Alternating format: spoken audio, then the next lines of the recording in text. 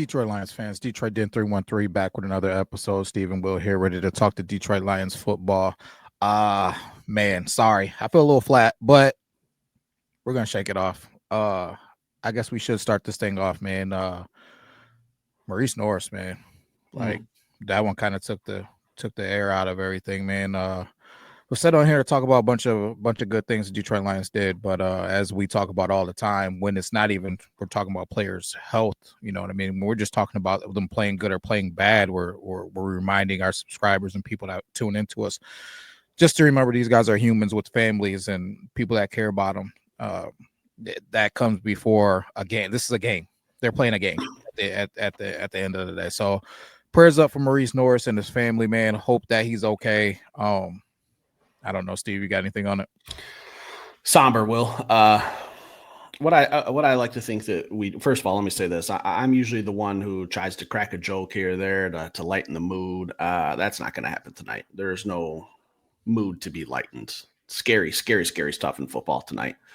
What I think we take pride on this channel is we're very careful with our criticisms when we criticize player. We might laugh and joke, but I think we try to keep it on the respectful side, understanding that these are people underneath these helmets and these shoulder pads. And my mom taught me something when I was little.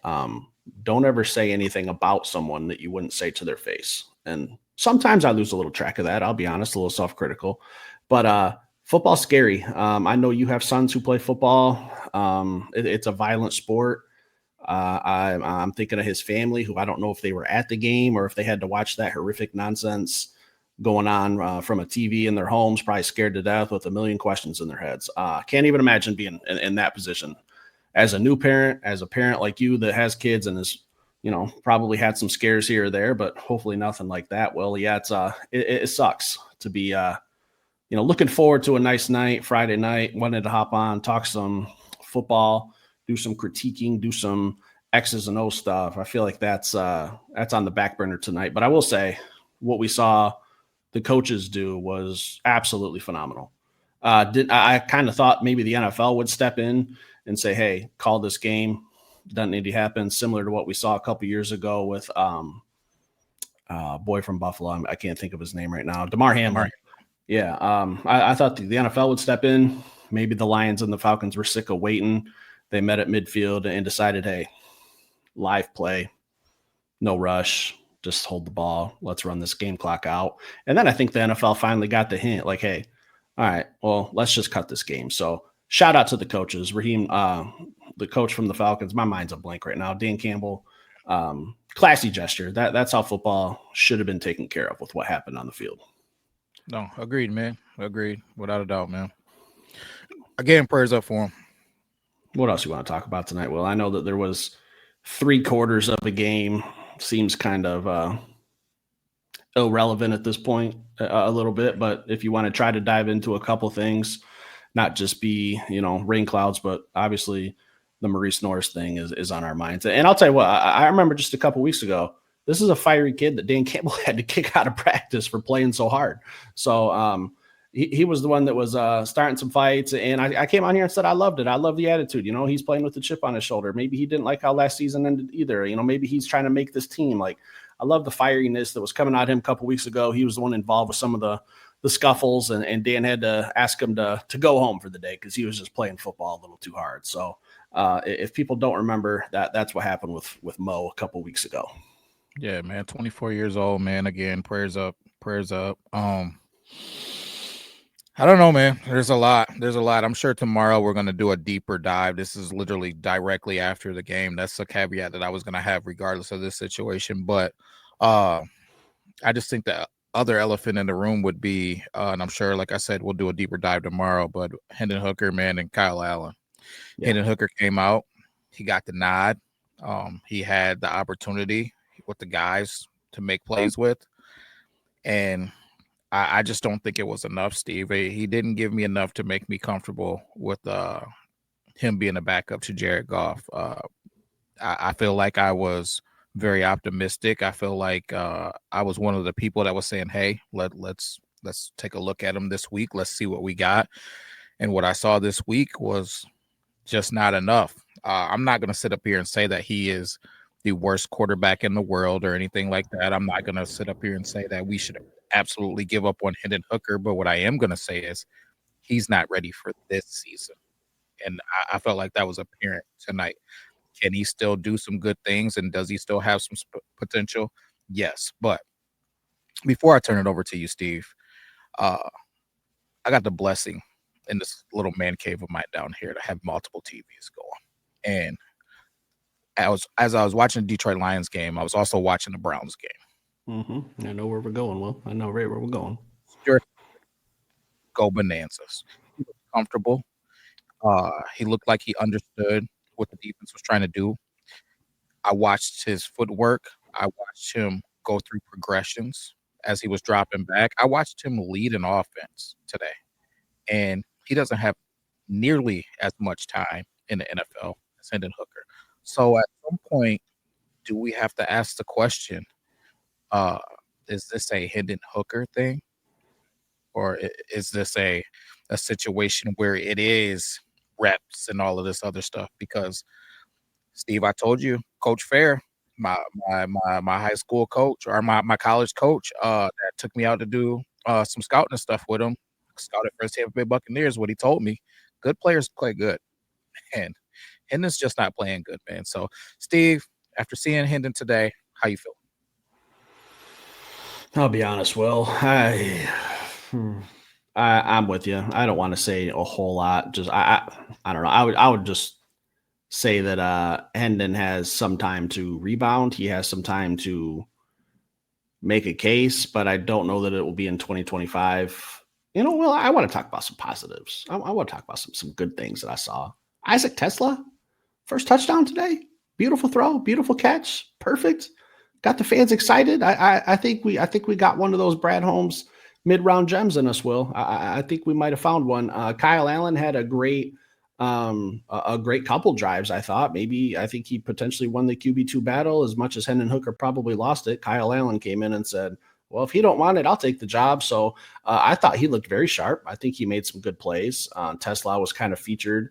And I'm just thinking, I saw Isaac out there blocking on a Tom Kennedy 15-yard bubble. And the first thing where my mind went, Will, was if that's not Tom Kennedy and that's Jameson Williams, we could be buckling up. We could be buckling up for some bubble screens going a long, long ways, Will. So how did you feel about Isaac in this game?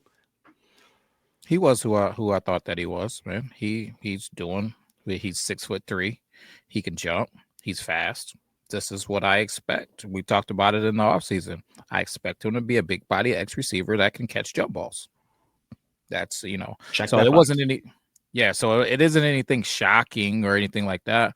I'm still pumping the brakes on Cooper Kupp and Puka Nacua. Let's pump the brakes there. But am I happy with where he's at, Steve? Absolutely. Absolutely. And as a Michigan kid, man, I couldn't be more happy for him getting the opportunity to go out here and live his dreams out, playing for his just team that he's loved ever since that he was a kid. Like, man, I'm just happy for him. Hopefully this thing just keeps trending in the right direction. I'm super excited to watch more of Isaac Tesla. Did you happen to catch his interview on Fox 2 before the game?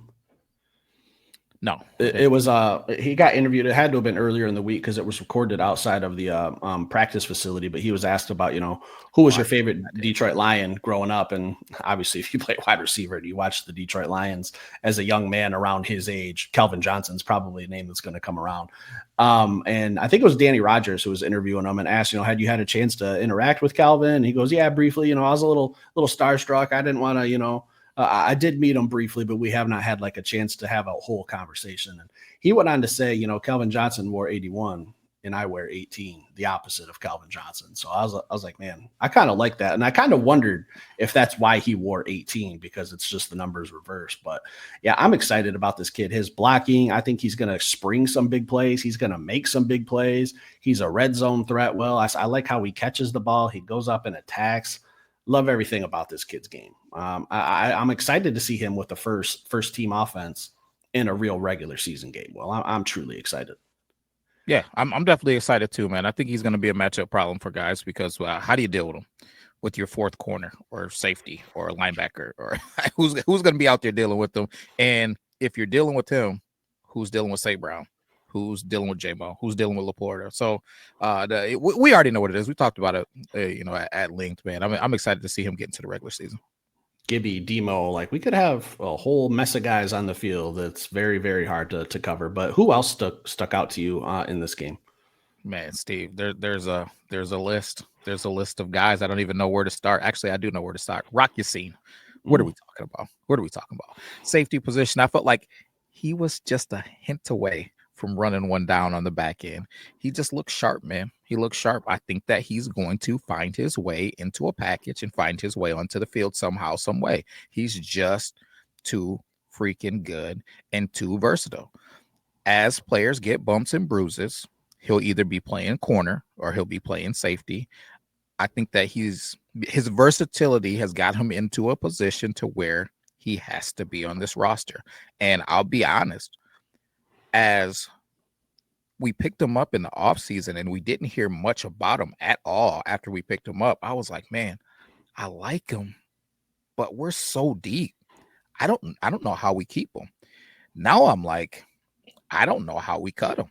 Can't let him out of the building, Will. Can't let him out the building, man. I think he may have found something that's going to extend his career probably by 5 seasons, just playing on the back end instead of having to be battling on the edge man to man with receivers that you're not allowed to touch. So, Rock, man, I'm excited to see you playing some safety. I'm excited to see what Coach Shep does with his new toy.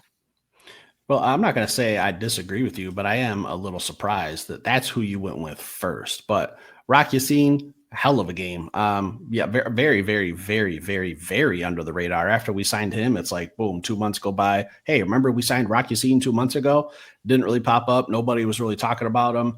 I think with the injury to Ennis Rakestraw, I was already kind of leaning toward him making the team narrative. But I think with Ennis losing for the season, I think it's a slam dunk. Like, keep this guy in here, maybe even shut him down for the preseason, the last 2 games, because I think he's got a roster spot. He's at least a nickel. He's potentially a starting corner. He's potentially your backup safety.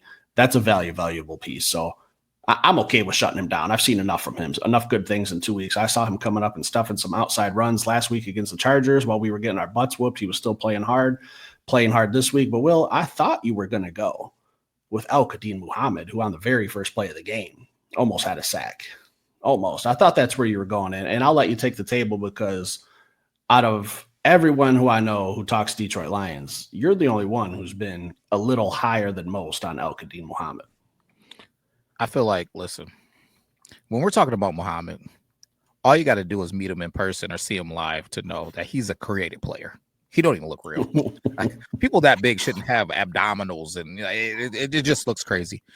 Now, his game is starting to meet the look, because before you looked at him and you were expecting these huge things, and then you got kind of right. Now his game is starting to meet. He gave some moments last season, but now I feel like we're starting to trend in the right direction. I think being in a camp with an awesome offensive line and guys like Aiden Hutchinson, I think it's starting to pay off. I'm looking for him to be one of the guys, man, that helps this team win some football games this year. Will he be a starter? No, that's going to be Marcus Davenport and Aiden Hutchinson. But will he be a rotational piece that helps us? I believe so, Steve.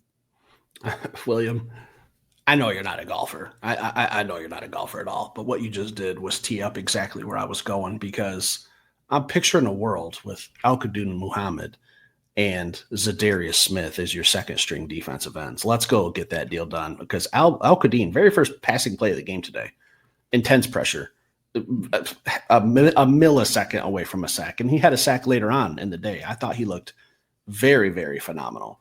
That was the first thing I started doing, Will, was I don't think he's a starter. Heard nothing but good things from Marcus Davenport. Looked good in practice the other day.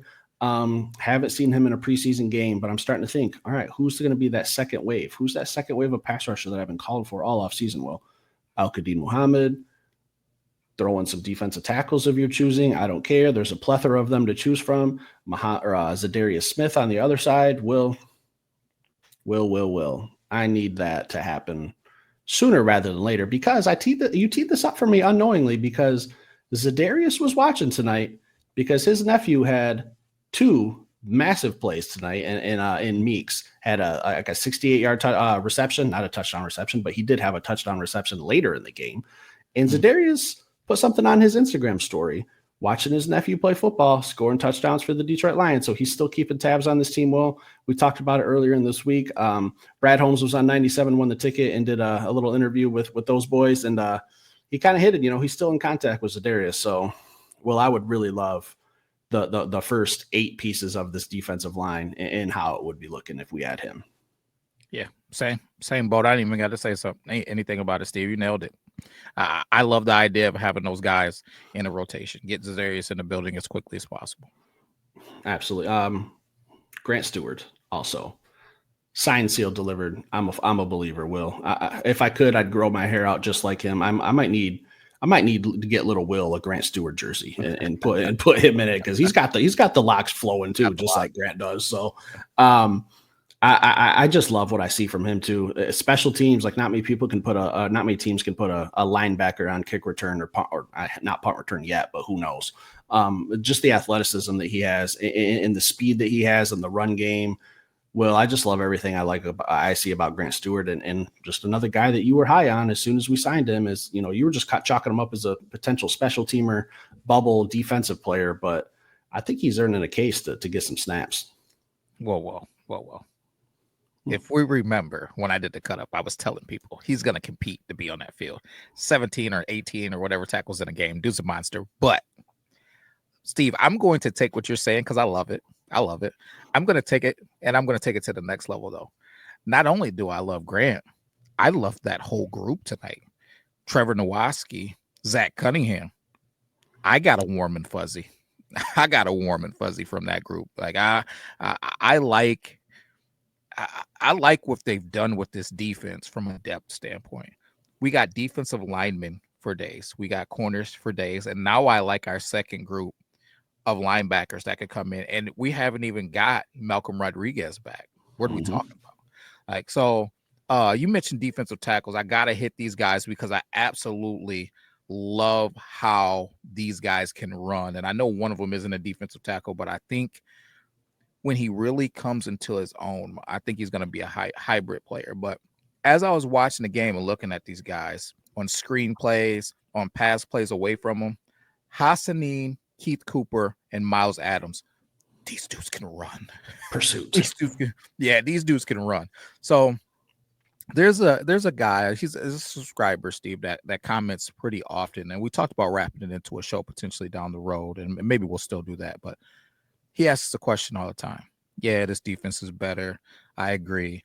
But will we be able to stop mobile quarterbacks? Steve, we're getting a space to where everybody can run. Our linebackers can run. You kidding me? They can run. These defensive linemen, they can run, man. They can run.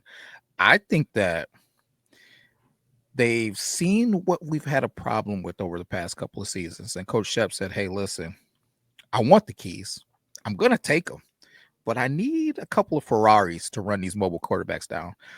I love what I'm seeing out of these young guys and how they move, man. I think we can't have a Ferrari on unleaded gas, Will. You got to have some premium in there. Premium gas, man. We're gonna be they're gonna be getting that premium. What did Hassanin say? He man, I got here and they had lobster mac and I can get as much as I want. Like, well, it's unbelievable, man. He's getting that premium gasoline. These guys are ready to go. Steve, I think we're going to be just fine with mobile quarterbacks. I think we're just going to be able to throw, your word, Steve, waves of pass rushers. I want quarterbacks to be as uncomfortable as possible. When you come to Detroit or we come to you, I want it to be uncomfortable for the whole week. But Will, I am absolutely shocked that we are almost 20 minutes into this episode and you don't even have a smile on your face yet, hardly, about Broadick Martin. You don't have not even an inkling. Are you buying the stock now while it was a little low? Did you buy it 2 weeks ago? Because limited snaps. I was really looking forward to. I don't know if you can see that. He's the last one on the list. We wasn't getting out of here without talking about Martin. Steve, I wouldn't expect anything less out of you. I want it right now. I want it right now, Steve. He made some plays today. And Here's what I think, though, Steve. I'm not buying the Broadick Martin stock yet. So You let's haven't not. bought it because you might want to because it was low. It was low. You don't want to buy stock when it's high. I'm not buying the stock yet. But here's what I truly believe. I believe somebody sat down with Broadick Martin and said, "Hey, listen, man. If you want to stay on this team, you got to make some plays. That's just the bottom line. It's got to be better. You got to be available. You've had your trial run. It's time." Because he looked like he was just playing with a little bit more passion tonight. He just looked a little different, man. And he looked almost reckless. And not in a bad way, but just like almost like Hassani. Like, I'm giving everything in my soul. I have to, or I'm not going to be able to feed my kids. That's what I felt like I saw out of him. I need more. I need more. I need 2 more weeks of it at least, man. I haven't bought the stock yet, but I'm excited to be able to get on here and say good things about him. So, Steve, have you completely turned it around and you're going to say that Hassani is going to be on this team now? Or Hassani. Jesus, I sure hope so. Broadick Martin. I'm so excited about Hassani, and I just got him into my mind. But yeah, Broadick Martin, is he going to make this team? I'm not there yet, Will, but I don't think he did anything to hurt his chances today. And if you're going to ESPN.com and you're just looking at the box score, all you're going to see is 1 tackle, 1 solo tackle, 1 tackle for loss, nothing crazy. But I did watch him take some guards for a ride today a couple times. So on the stat sheet, nothing crazy, nothing out of this world. But to see him in pads, making a tackle, moving some offensive linemen, I think is a step in the right direction. He's not on. I'm not buying the stock, Will, but if I'm on Robinhood, I'm at least adding it to my watch list to keep tabs on for the next 2 weeks. Okay, I'm not fully donating and committing my money financially to Broadick Martin, but I got my eyes on him because he's got 2 weeks. He's got a chance. Levi Onwuzurike out for the season. We talked about it. Broadick Martin, golden opportunity for you. Today was a very, very tiny, I can't even call it a baby step, like a baby rollover into the right direction. So I'll be keeping my eyes on him a little bit more for the next 2 weeks. That's the perfect analogy. I like that, man. I like that a lot, Steve. I got another guy, a guy that I was talking about last episode, I believe, a guy that you asked me who are guys that, kind of under the radar that I'm looking out for. I gave you 3 dudes.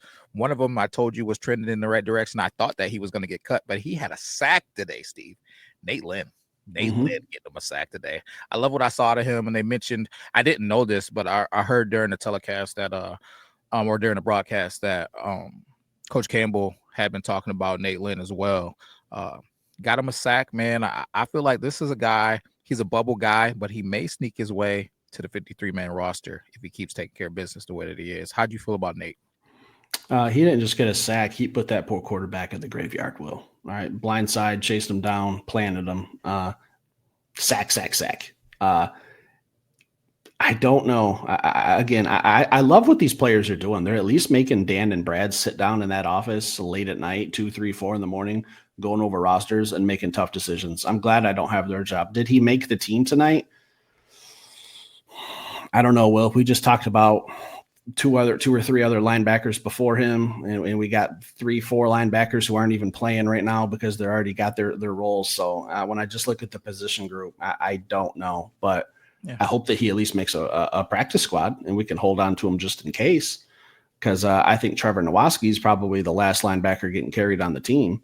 I don't think that he's going to make it over him, but I'd love to see him on the practice squad. And if we have to hear his name week 8, 9, 10, 11, 12 going forward, I'd like what we have coming in. Yeah, I'm interested to see what can he do as a defender. Is he just a Sam linebacker rush in type of guy, or can he offer more versatility? He looks like an athlete. I'm curious to see it unfold, man. I can't wait. It's because if you put him on a practice squad, he's one of those dudes that I'm like, I'm going to watch a guy like this go to the freaking New England Patriots and Vrabel's going to turn him into a monster or something. You know what I mean? Like, he's just one of those guys, or the Ravens or something like that, because of the versatility. So the next Kyle Van Noy. You know what I mean? So I'm hoping that we can find a way to keep him on the roster and let him develop, because he's definitely trending in the right direction. I hope so. Again, was looking forward to that fourth quarter. God had other plans tonight. You got anything else for the show tonight, Will? Last two, man. Last two I got for you, Steve, is my man Craig Reynolds. I'm glad you peeled yourself off of the ground and got back out there, because you are in a competition with these young dogs. Jabari Small, I like him. He didn't do anything super crazy, but I feel like if you got a good eye, you know the guy's a ball player. I haven't really got an opportunity to watch him in pass pro, though. And I don't know what he offers on special teams. I haven't dug into that, but just pure running back, I like him. And then Jacob Saylor's made it. He made it. He made a case for himself tonight. He played just one drive. Just one drive, he made a case. Yeah. Just tough, gritty, versatile football he played tonight. Those are two dudes, man, scratching for that Craig Reynolds spot, man. Craig, just better be careful. You better be careful, Craig, because these guys, they want what you have, man. And he's only on a 1 year deal, so it's not like Craig is on some 2-3 year deal and it's going to be a huge cap hit and something we need to worry about. No. So Craig, keep battling. You know, we're cheering for everybody wearing that Honolulu blue, but Craig has my trust right now. So because he has my trust, because obviously he has Coach Campbell's trust, because shoot, they've given him the ball on goal line situations where we need somebody to go in and punch it in for a touchdown. So Craig's got the trust right now, but I'm watching these young dudes, man. They're playing some tough, hard football, man. Yeah, all of these running backs, I'll tell you right now, Sione Vaki might want to get in that tub and nurse up that hamstring, because there's some guys fighting. There's some guys who could play special teams, Sione, and I know you're safe, but Craig Reynolds, Jabari Small, Jacob Saylor's had like 9 carries on one drive, and I think he had 2 catches in the same drive. Like, it was just a drive featured around him. Should have had a touchdown, but didn't quite get in. But hey, team game. He was down there. He got us down there. He was responsible for the field position, so a lot of credit goes there. I think they said he came from the USFL, the St. Louis Battlehawks. Will we're gonna might have to get a Jacob Saylor's Battlehawks jersey to give away. I tell you what, he makes this team. I'll be interested in doing it. Who's your other guy? That was it. Both running backs. Okay, well, guys, this was I'll be honest. Like, this was a tough show for me to get through. Like, my mind is literally just on Maurice Norris. I literally have to have the Lions roster up with some stats to go through some names, because my mind is just blank right now. I saw a shot of what happened to him right before jumping on, and it was a scary camera angle where his eyes, I don't know, I'm not 100% sure he was with us, Will. So, but I know they put him in the ambulance. They said he was blinking. That's a good sign. I'm not a doctor. Nowhere close. Got a C- in science. Not my strong suit, but definitely going to be on my mind all night, all day tomorrow. Hopefully I wake up to some good news that he's fully recovered, just got a little knock on the head and everything's good. So definitely on my mind tonight. Will, you got anything else? Yeah, before we get off, I just checked in on Twitter right now. Coach Campbell at the podium, he says Maurice is breathing, he's talking. That's what we got so far. Positive update. They're heading over to go see him and check him out. So at least we know he's breathing, he's talking, coherent, knows what's going on. So man, just piggybacking you, man, praying for him. Dude's 24 years old with a family. At the end of the day, football is a game, a violent game, obviously. Just hope he's okay, man. We'll worry about the football stuff later. Yeah, my last thing, not if, but when Maurice Norris comes back to practice, don't know when that'll be.